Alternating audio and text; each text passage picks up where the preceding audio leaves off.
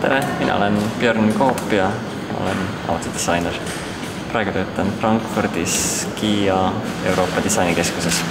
Ja täna seoses disainiööga ma lihtsalt joonistasin siin natukene autost ja näitasin kõige esmaseid võtteid autodisainiks. Kõik see algab väga lihtsalt, puhtalt joonistamisest. Teinekord mängides tindiga, kandes peale paar joont ja hiljem aste-astmel läheb see muidugi keerulisemaks.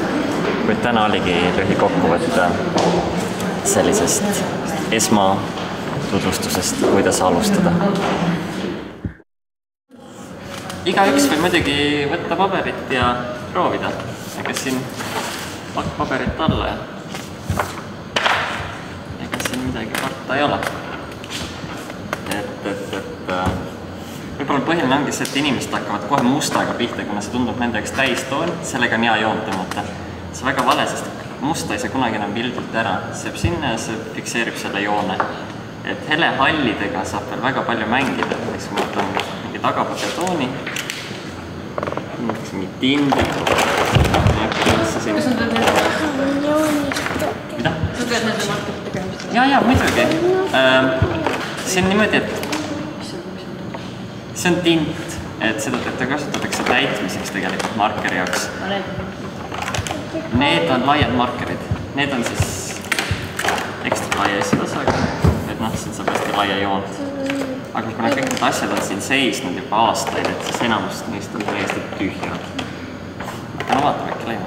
Aga selle tindi idee on siis selles, et sellega saab hästi kiiresti kanda tagapõhja ja on selline levinud Itaalia disainistuudjate näide, et see auto hajutatakse tagapõhja sisse.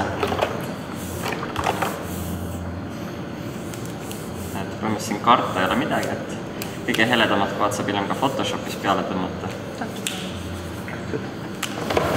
Proovida võib kõik, aga siin igal juhul on parem proovida neid asju. Disain võib olla väga selline loomulik protsess, kus inimene joonistab, otsib mingit ideed ja tuleb välja võib-olla täiesti uudse lahendusega, kuna see ongi, et inimaju ei tööta nii kiiresti, et kõike seda välja mõelda, aga lihtsalt selle äkilise disainiprotsessi tõttu see kõik juhtub. Geomeetria juurde, et mõtled, et silma koondumispunktid on teatavasti kõik jooned koonduvad. Ja see ongi, et geomeetris õpetatakse ta täiuslikku geomeetriat, kus kõik on matemaatiline, aga disainis kõik see baseerub sellel tunnetusel, et kõik on geomeetriliselt õige, aga see on üle võimendatud, kõik need proportsioonid ja nurgad ja et kui me joonistaks nüüd ühe külmkapi geomeetriliselt kodus ja teeme külmkapi et siis see nagu ei köida klienti nii palju, isegi kui disain võib olla väga efektiivne ja lihtne ja puhas. Aga kui mõni disainer tuleb lagedale sellise väga ekstreemse perspektiiviga, ta võimendab lihtsalt neid jooni juba natukene allapoole, natukene kiiremaks. Sealt tagapõhja midagi, et vari läheb kaugusse, et juba see natuke üle võimendatus aitab kaasa, et tal siin on midagi atraktiivselt mängulisest.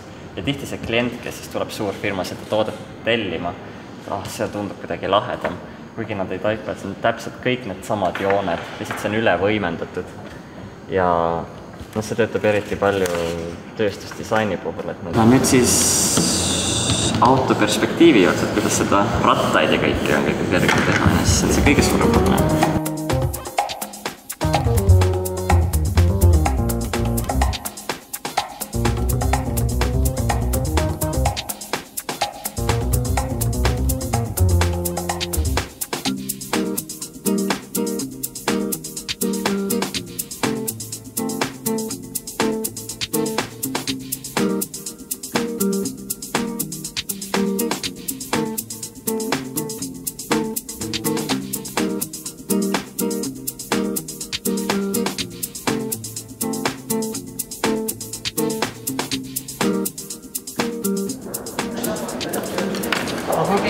hea.